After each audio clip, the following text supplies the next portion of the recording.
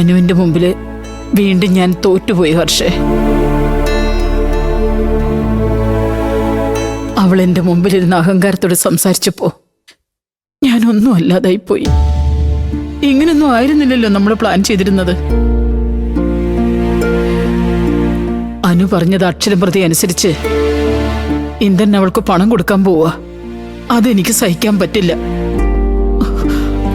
അതുകൂടി നടന്ന ഞാൻ അവളുടെ മുന്നിൽ മുട്ടുകുത്തിയതുപോലെ ആവില്ലേ ഹർഷേ? എന്താ ഹർഷ നീയൊന്നും മിണ്ടാത്തെ? ഈ അവസ്ഥയിൽ എനിക്കൊപ്പം നിൽക്കേണ്ടത് നീയല്ലേ? എന്നിട്ട് നീ ഒന്നും മിണ്ടാതെ കിടന്നാലോ? എനിക്ക് ജയിക്കാൻ എന്തെങ്കിലും ഒരു വഴി പറഞ്ഞതാ ഹർഷേ. ഇന്ദ്രൻ അനുവിനെ അനുസരിച്ച് തുടങ്ങുന്നത് നിനക്ക് സഹിക്കാൻ പറ്റില്ലല്ലോ.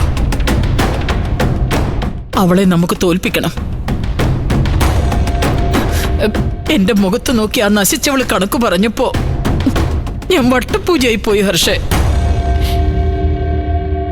ഇരുന്നേരിപ്പിൽ ഭൂമി പിളർന്ന് താഴേക്ക് പോയാൽ മതിയെന്ന് എനിക്ക് തോന്നിപ്പോയി ഹർഷേ.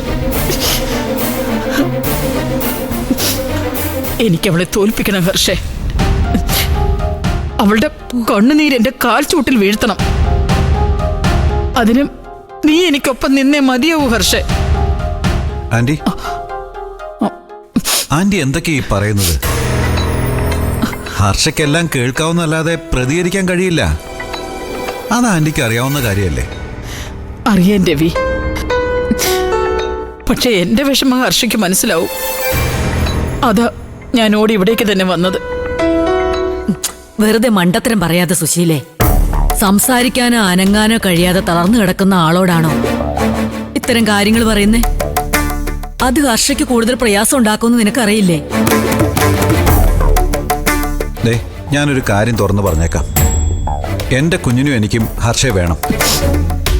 എങ്ങനെയെങ്കിലും അവളെ പഴയതുപോലെ ജീവിതത്തിലേക്ക് തിരിച്ചു കൊണ്ടുവരാനാണ് ഞാൻ നോക്കുന്നത്. ആന്റി അതില്ലാതാക്കരുത്.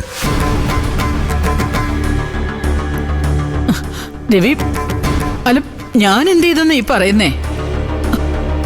അനുവിന്റെ പരാജയം എന്നേക്കാൾ കൂടുതൽ ആഗ്രഹിക്കുന്ന ഹർഷയാ. അത് രവിക്കും അറിയാലോ. ആന്റി, എനിക്കെല്ലാം അറിയാം. അതുകൊണ്ടാണ് എനിക്കിപ്പോ ഇങ്ങനെ പറയേണ്ടി വരുന്നേ. ആന്റിയുടെ കൂടെ കൂടി കാട്ടിക്കൂട്ടിയതിനൊക്കെ ദൈവം ഹർഷയ്ക്ക് കൊടുത്ത ശിക്ഷയായിരിക്കും ഈ അവസ്ഥ. ഇതിൽ നിന്നും എൻ്റെ ഭാര്യ എനിക്ക് രക്ഷിച്ചേ മതിയാവൂ. അതുകൊണ്ട് ഇത്തരം കാര്യങ്ങൾ പറയാൻ ആന്റി ഇനി ഹർഷയുടെ മുന്നിലേക്ക് വരരുത്.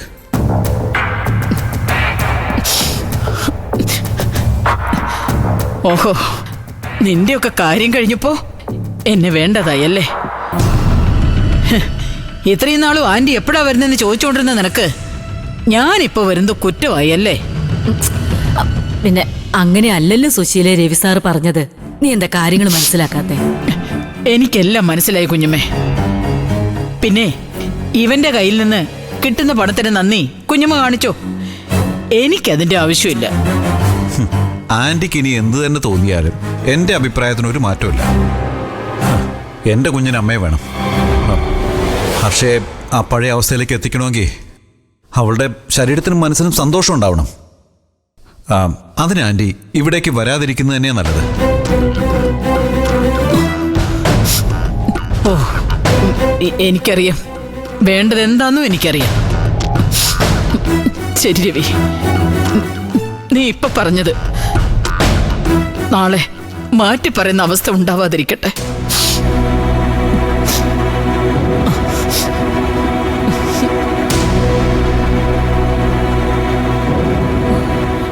സാറേ,